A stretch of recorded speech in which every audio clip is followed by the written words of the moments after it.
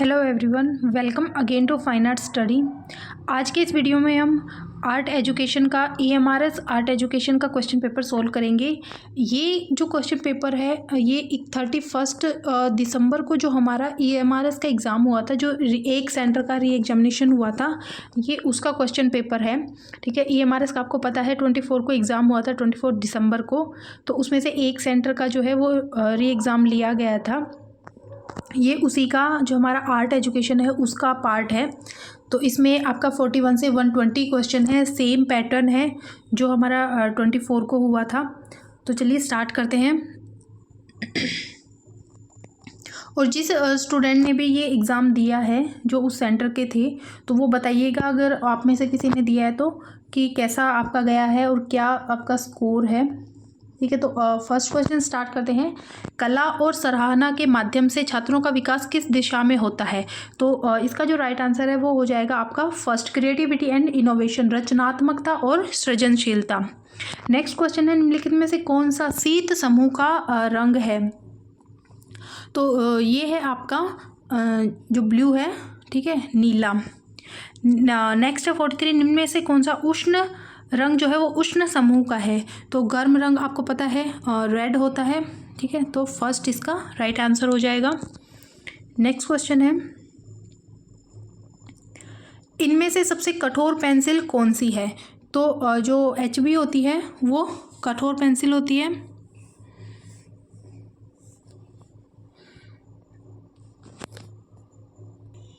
Next question है 45, निम्नलिखित में से कौन सा कथन सत्य है? कला एकीकृत शिक्षण एवं एक महंगा और समय लेने वाला दृष्टिकोण है। ये कॉस्टली नहीं है, ठीक है, टाइम कंज्यूमिंग अप्रोच, ये गलत होगा। नेक्स्ट है, विषयों के लिए कला एकीकरण संभव नहीं है। तो आर्ट जो integration is not possible for subjects, ये भी गलत है। कला को हमारे आसपास आमतौर पर उपलब्ध सामग्रियों का उपयोग करके जो एकीकृत है वो किया जा सकता है। तो ये बिल्कुल सही है। कला एकीकरण के लिए शिक्षकों के पास विशेष कला विशेषज्ञता की आवश्यकता होती है। ठीक है, तो इसका जो मोस्ट जो लग रहा है वो यही है, आपका थर्ड नंबर। नेक्स्ट है, नई शिक्षा नीति 2020 के अनुसार कला शिक्षा के लिए कौन से विषय सम्मिलित हो सकते हैं? तो कला में चित्रकला, संगीत और नृत्य। ठीक है, तो आपकी जो पेंटिंग है, म्यूजिक है और डांस है, ठीक है, तो ये इसमें सम्मिलित हो सकते हैं। ऑप्शन नंबर थर्ड इसका राइट हो जाएगा। उसके बाद कुछ पिक्चर्स दिए गए हैं जो 24 को हुआ था, उसमें ये पिक्चर्स जो हैं वो सबसे एंड में दिए गए थे, और इसमें जो ये पिक्चर्स हैं ये स्टार्टिंग में ही दे दिए गए हैं। आधुनिक भारतीय चित्रकार का नाम बताइए जिसने चित्र जादूगर में क्यूबिज्म का प्रभाव देखा जा सकता है।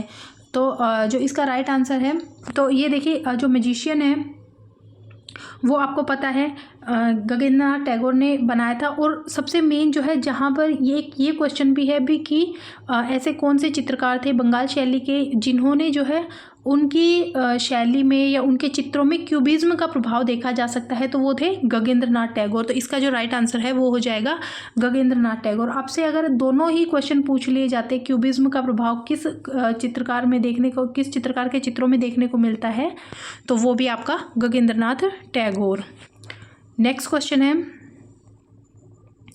तस्वीर में दिखाए गए मुगल शैली के लघु चित्र गोवर्धन पर्वत को उठाते हुए कृष्ण पर किस शैली के प्रभाव का आभास होता है? शायद यही होगा। ठीक है, तो दक्कन तो नहीं होगा, तुर्की भी नहीं होगा, फारसी इसका राइट आंसर हो जाएगा। ये क्वेश्चन भी डायरेक्ट उसमें से आया हुआ है, खाली उसमें शैली नहीं दी गई थी। नेक्स्ट क्वेश्चन है, और आप लोग बताइएगा कि आपको ये जो पेपर है ये 24 वाले एग्ज़ाम से इजी लगा या फिर टफ़ लगा? ठीक है, मुझे तो ये उससे टफ इजी लगा, ताकि आप लोग बताइएगा। चित्र में दर्शाई गई पुरुष धड़ प्रतिमा किस काल में पाई गई थी? तो ये तो सभी का ठीक होगा। ठीक है, सिंधु काल। नेक्स्ट क्वेश्चन है, चित्र में दर्शाई गई मुद्रा पर कौन सी लिपि अंकित है? तो इसका जो राइट आंसर है वो हो जाएगा हायरोग्राफिक लिपि। ऑप्शन नंबर सेकंड जो है वो इसका राइट आंसर है।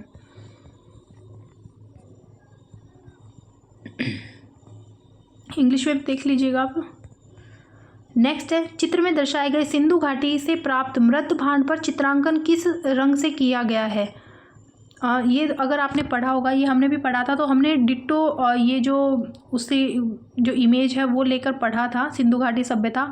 और सबसे इम्पोर्टेंट बात, जब KVS का एग्ज़ाम जिन स्टूडेंट ने दिया होगा या फिर आपने क्वेश्चन पेपर देखा होगा तो उसमें भी यही क्वेश्चन पूछा गया था। पैटर्न थोड़ा सा चेंज था, बाकी क्वेश्चन यही था। तो इसमें वनस्पति रंग, पोस्टर रंग, मृदा रंग या जल रंग। तो कौन सा क्वेश्चन है ये, 51, ठीक है। तो इसमें जो है इनमें टाइप पूछा गया है, तो वनस्पति रंग जो है वो इनमें यूज़ हुए थे, मतलब किस तरह के रंग से चित्रण किया गया था। तो ये, और अब से इनकी सतह पूछ ली जाए, अगर आपसे इनसे पूछ लिया जाए कि इनके बेस में जो कलर होता था वो होता था लाल, और चित्रांकन किससे होता था, ये होता था काले रंग से, ठीक है। तो इसमें हो जाएगा वनस्पति रंग। नेक्स्ट क्वेश्चन है, उत्कृष्ट पॉलिश की गई चित्र में दर्शाई गई मौर्य काल की प्रतिमा किस पत्थर से तराशी गई है। तो ये वो जो हमने पढ़ा था, ये मौर्य काल की प्रतिमा है, यक्षिणी की जो प्रतिमा है, ठीक है, चंवर हाथ में लिए हुए यक्षिणी। तो ये आपकी बलुआ पत्थर से निर्मित है। ऑप्शन नंबर 2 इसका राइट हो जाएगा। नेक्स्ट क्वेश्चन है, सारनाथ के आसन बुद्ध की मूर्ति में कौन से 2 जानवर बुद्ध के सिंहासन के नीचे दर्शाए गए हैं। तो बुद्ध के जानवर के नीचे जो है वो हिरण दर्शाए गए हैं। Option number 2। नेक्स्ट है, एक सेकेंड,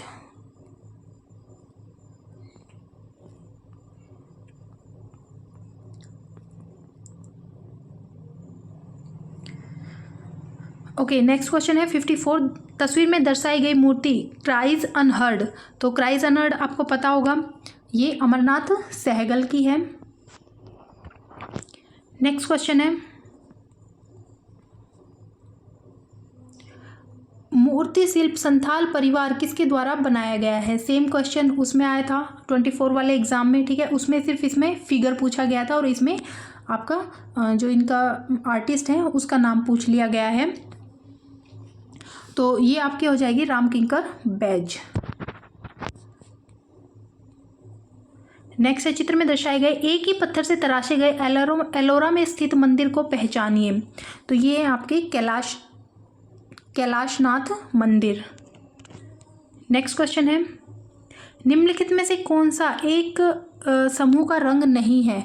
तो नारंगी, बैंगनी, नीला। तो गुलाबी जो है वो, तो गुलाबी जो है वो नहीं है। इसका राइट आंसर हो जाएगा पिंक। निम्नलिखित में से कौन से सबसे गहरे टोन वाली पेंसिल है। तो ये HB, ठीक है। 2, वॉश तकनीक में क्या प्रयोग में नहीं लाया जाता। जल रंग, हाथ का बना कागज और जल, ये तीनों ही लाए जाते हैं, लेकिन अलसी का जो तेल है वो हम ऑयल कलर में यूज़ करते हैं। तो इसका राइट आंसर हो जाएगा 2। नेक्स्ट क्वेश्चन है, निम्नलिखित में से कौन सा प्राकृतिक बंधक नहीं है। तो इनमें से जो नेचुरल बाइंडर पूछा गया है, तो बबूल और गोंद ये हमें नेचर से मिलता है, सहरस, अंडे की जर्दी, लेकिन फेविकोल जो है वो नेचुरल बाइंडर नहीं है। निम्नलिखित में से किस रंग का टोन जो है वो सबसे हल्का होता है।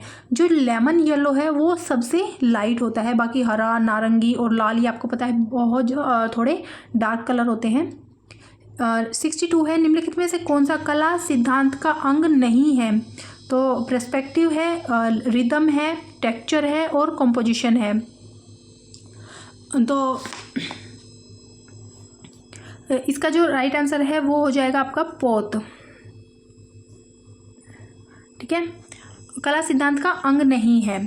और नीचे देखिए 63 क्वेश्चन है कि कौन सा का कला का तत्व नहीं है। तो आपको पता है कला के तत्व रेखा, रूप, रंग, लैप, तान, पोत और अंतराल ये होते हैं।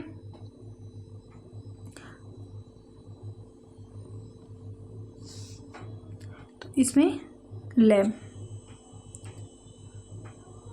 ठीक है, रेखा, रूप, रंग, तान, पोत, अंतराल ये इसके तत्व हैं। जो बाकी और ये वो सब हो जाएंगे आपके प्रिंसिपल्स, टेक्सचर्स और आपका लय और पर्सपेक्टिव, संयोजन, ये सब इसके सिद्धांत हैं।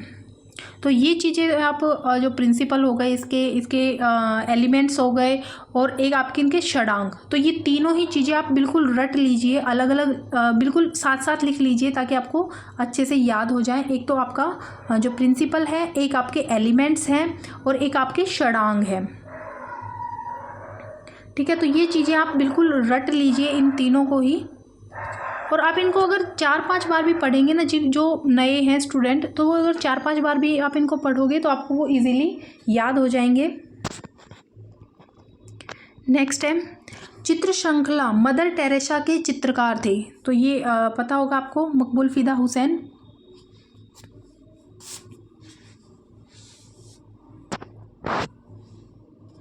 नेक्स्ट क्वेश्चन है चित्र जादूगर के चित्रकार, ये थे गगनेंद्र नाथ टैगोर। मूर्ति संथाल परिवार का माध्यम, ये सीमेंट। नेक्स्ट है निम्नलिखित में से कौन बंगाल शैली के चित्रकार नहीं है, तो नंदलाल बोस भी थे, असित कुमार हलदार और छितेंद्रनाथ मजूमदार, लेकिन जो राम कुमार हैं वो बंगाल शैली के चित्रकार नहीं थे। अच्छा, राम कुमार आपसे पूछ लिया जाए तो ये शिल्पी चक्र के चित्रकार थे। नेक्स्ट क्वेश्चन है 68, अवनींद्रनाथ टैगोर ने कला सृजन में बढ़ावा दिया, तो इसका शायद फोर्थ हो सकता है भारतीय परंपरा व तकनीकी। इनमें से किस तकनीकी के लिए राजा रवि वर्मा जाने जाते थे, तो ऑयल पेंटिंग के लिए जो राजा रवि वर्मा है वो जाने जाते थे। वॉश चित्रण बंगाल शैली का है।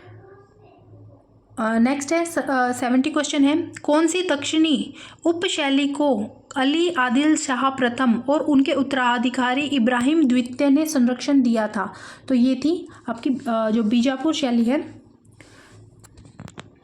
नेक्स्ट क्वेश्चन है 71, 17वीं शताब्दी के अंत में गोलकुंडा के चित्र यूरोप में किसके द्वारा प्रसिद्ध हुए, तो ये जो फ्रांसीसी व्यापारी थे उनके द्वारा प्रसिद्ध हुए। चांद बीबी पोलो खेलते हुए, डायरेक्ट बिल्कुल उसे सिलेबस जो था उससे क्वेश्चन आया है, गोलकुंडा इसका राइट आंसर हो जाएगा। मुगल शैली में हाजी मदानी द्वारा बनाया गया चित्र है दारा सिकोह की बारात, ये भी डायरेक्ट आपका जो सिलेबस है उसी से क्वेश्चन आया है। आधुनिक एवं राष्ट्रवादी स्कूल का प्रारंभ हुआ, तो ये हुआ आपका बंगाल से। स्वदेशी आंदोलन के दौरान बंगाल शैली के प्रमुख चित्रकार कौन थे, तो स्वदेशी आंदोलन के दौरान नंदलाल बोस। अवनींद्रनाथ टैगोर के किस चित्र में पहाड़ी और मुगल शैली का प्रभाव है, तो ये है आपका यात्रा का अंत। मुगल पांडुलिपि हमजानामा का चित्रण करने में कितने वर्ष लगे थे, तो ये आपका हुआ था 15 वर्ष।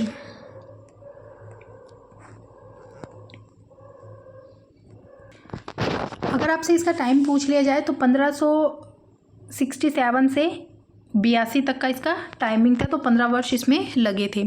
नेक्स्ट है दक्षिणी लघु चित्र कला की शैली पल्लवित हुई, तो ये हुई थी आपका, इसका ऑप्शन नंबर 2 ठीक हो जाएगा। 16वीं शताब्दी के प्रारंभ से 18वीं शताब्दी के अंत तक, या फिर यहाँ पर 19वीं शताब्दी भी आपको देखने को मिल सकता है, तो वो भी आपका राइट है।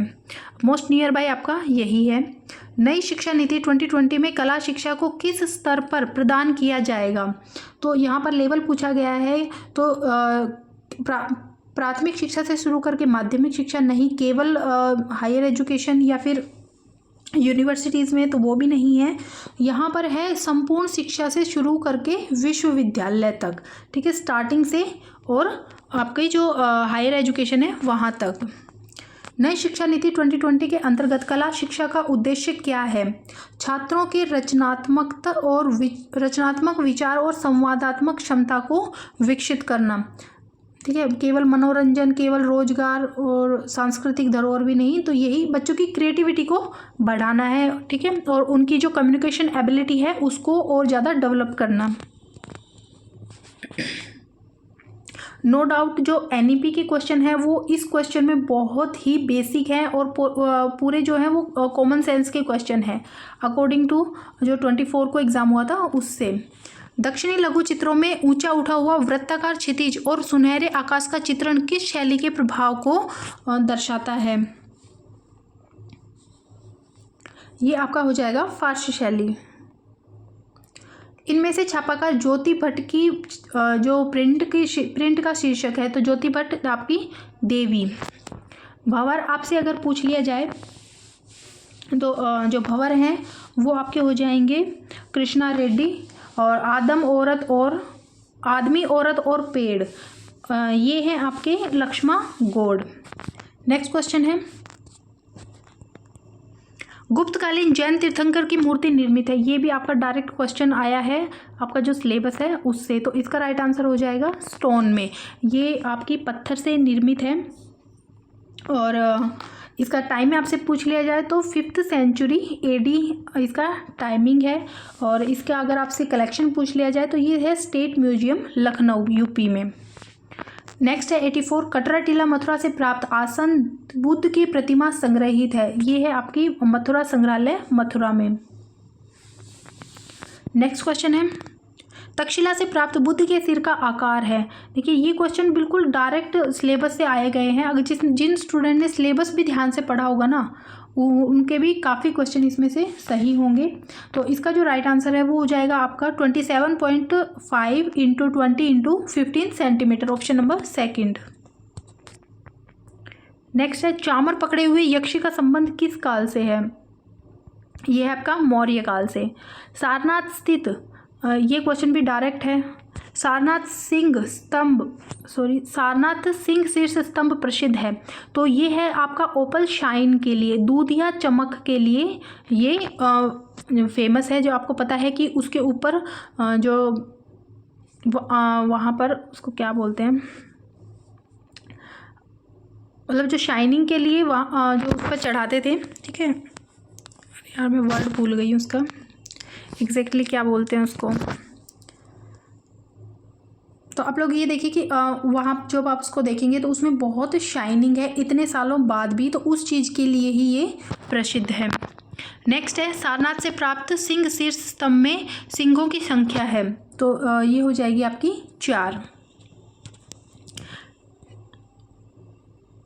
नेक्स्ट है, भारत के प्रारंभिक लघु चित्र किस शासनकाल में चित्रित हुए थे। तो जब स्टार्टिंग हुई थी तो वो मिनिएचर पेंटिंग जो है वो पाल राजवंश के टाइम पर चित्रित हुए थे। भारत के प्रारंभिक लघु चित्र किस सतह पर चित्रित किए गए थे, ताड़पत्र पर। जयदेव की गीतात्मक कविता गीत गोविंद में कौन सा रस प्रकाशित है, श्रृंगार रस।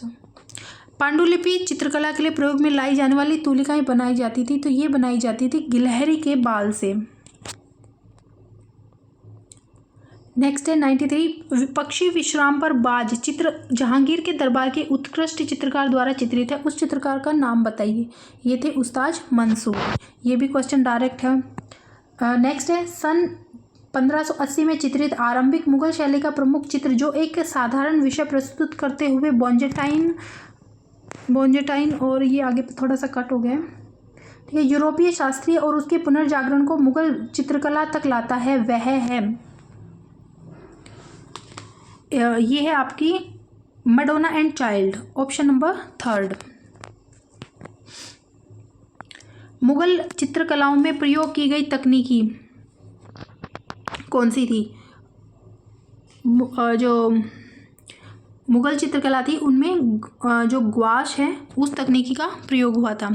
जयपुर शैली के चित्रकूट में राम और भरत का मिलन चित्रण किया गया है, ये गुमान के द्वारा, ठीक है। इसमें आकृतियां भी आप देख लीजिएगा। 49 इसमें फिगर्स थे, क्योंकि ये हमारे इसमें क्वेश्चन पिछली बार भी पूछा गया था, ये अभी 24 वाले एग्ज़ाम में संथाल फैमिली वाला। तो ये इस टाइप के जो क्वेश्चंस हैं उसमें ये चीज़ें आप ध्यान से देखिएगा, जितने भी आपके स्कल्पचर हुए या फिर पेंटिंग हुए जिनमें कि इस टाइप के क्वेश्चन बन सकते हैं, ठीक है। तो 49 इसमें फिगर थे। पहाड़ी राज्यों का पहला एवं लघु चित्रकला का सबसे अधिक प्रभावशाली उदाहरण मिलता है, तो पहाड़ी शैली का जो प्रारंभ है वो बसोहली शैली से माना जाता है। कौन से प्रसिद्ध राजस्थानी लघु चित्र का प्रयोग भारत सरकार द्वारा डाक टिकट पर किया गया, ये किया गया था राधा यानी बनी ठनी का। और आप ये बताइएगा कमेंट में कि हमने डाला हुआ है, शॉर्ट में भी डाला हुआ है कि कब किया गया था, ठीक है। तो आप लोग बताइएगा। एक नवीन चित्र में युक्ति, संयोजन, तिर्यक रेखाएं, आकाशीय परिप्रेक्ष्य का प्रयोग, महत्वाकांक्षी पैमाने को विश्वसनीयता प्रदान करने का श्रेय जाता है, वो किस चित्रकार को जाता है? तो ये जाता है साहबदीन को। नेक्स्ट क्वेश्चन है, निम्नलिखित शास्त्रों में से कौन सा जैन शास्त्र नहीं है? रसिक प्रिया जो है वो जैन शास्त्र नहीं है।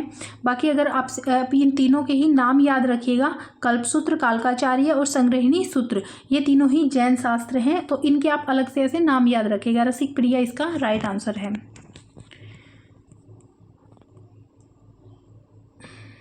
ओके, तो ये क्वेश्चन आपके कंप्लीट होते हैं। ठीक है, 100 क्वेश्चन यहाँ पर। ओके जी, आपका स्कोर क्या है? आपको पेपर का लेवल कैसा लगा? जिन स्टूडेंट ने नहीं दिया वो बताइएगा लेवल आपको कैसा लगा। अगर कोई क्वेश्चन मिस्टेक है तो वो भी आप मुझे कमेंट में ज़रूर बताइएगा, उसका राइट आंसर बताइएगा। इसमें क्वेश्चन कम है, ठीक है, एक सेकंड रुकिए स्टूडेंट। ओके, तो नेक्स्ट क्वेश्चन है, ये क्वेश्चन रह गए थे। एक 120 क्वेश्चन है इसमें। यूनानी शैली में बुद्ध की प्रतिमा बनी है, तो यूनानी शैली में जो बुद्ध की प्रतिमा बनाई गई है वो आपकी बनाई गई है गांधार, ऑप्शन नंबर 2। निम्नलिखित में से कौन सी वस्तु सिंधु घाटी सभ्यता के व्यावसायिक और आर्थिक विकास को प्रकाशित करती है? तो ये हो जाएगा सील, जो मोहरे हैं ये। और ये क्वेश्चन आपका DSSB में आया था, इसीलिए क्वेश्चन वही होते हैं। ठीक है, आप कोई भी एग्ज़ाम हो, चाहे आपके स्टेट का हो चाहे ना हो, आप दे सकते हो, फ्यूचर में ना दे सकते हो, आपने दिया हो चाहे ना दिया हो, लेकिन आप अपने सब्जेक्ट रिलेटेड जितने भी क्वेश्चन पेपर हैं उनको सोल्व जरूर कीजिएगा, क्योंकि क्वेश्चन वहीं से घूम फिर कर आते हैं। तो इसका राइट आंसर सील हो जाएगा। नेक्स्ट है, मोहनजोदड़ो से प्राप्त मूर्ति मृत्तिका की विशिष्ट अलंकारिक विशेषता क्या है? सेम ये क्वेश्चन भी DSSB का सेम क्वेश्चन है। तो सिर पर पंखानुमा विस्तृत आवरण। सिंधु घाटी सभ्यता की कृति नर्तकी की मूर्ति किस धातु में बनाई गई है? कांस्य में ये बनाई गई है। और हड़प्पावासी किस धातु के प्रयोग से अनभिज्ञ थे? तो ये लोहे से अनभिज्ञ थे। बाकी सोना, जो कॉपर है, ठीक है, ब्रोंज है, ये सब ये इनके नॉन में थे, जानते थे, ठीक है, ये उपयोग करते थे, लेकिन लोहे से ये परिचित नहीं थे। नेक्स्ट क्वेश्चन है, धोलावीरा कहाँ अवस्थित है?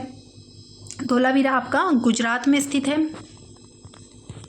नेक्स्ट क्वेश्चन है, सिंधु घाटी सभ्यता का महान स्नानघर पाया जाता है मोहनजोदड़ो में। वर्तमान काल में मोहनजोदड़ो स्थित है पाकिस्तान में। ये तो बेसिक क्वेश्चन है, ये तो सभी के ठीक हुए होंगे। सिंधु नदी का उद्गम होता है, तो ये होता है तिब्बत से। मोहनजोदड़ो का स्थानीय नाम है ये मुर्दों का टीला।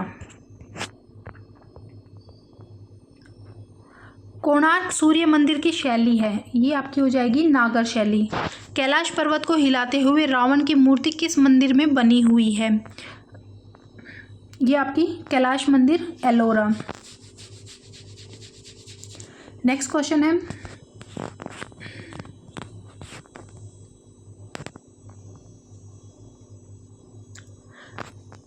त्रिमूर्ति इनमें से किस राज्य में है? ये महाराष्ट्र में है। निम्नलिखित में से कौन सा हिंदू मंदिर स्थापत्य में मूल रूप से प्रयुक्त होता है? हिंदू मंदिर स्थापत्य में मूल रूप से इनमें से कौन सा? अच्छा, छत्रक, गर्भगृह, हर्मिका और अंड। तो हिंदू मंदिर में जो गर्भगृह होता है वो प्रयुक्त होता है। आपको पता होगा गर्भगृह जहाँ पर जो आपके जो मेन आपके देवी देवता होते हैं उनकी जहाँ पर मूर्तियाँ या विराजमान होती हैं वो जगह होती है आपकी गर्भगृह। नेक्स्ट क्वेश्चन है,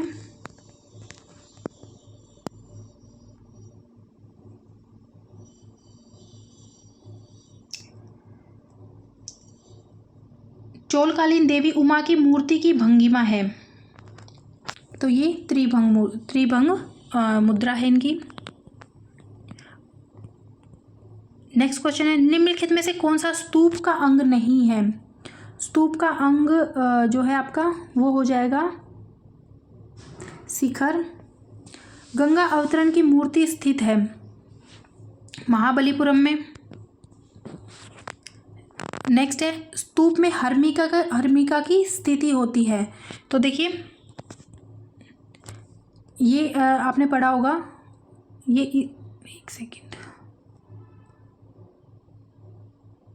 ठीक है, ये इस टाइप से होता है, फिर यहाँ पर, और ये होता है शिखर।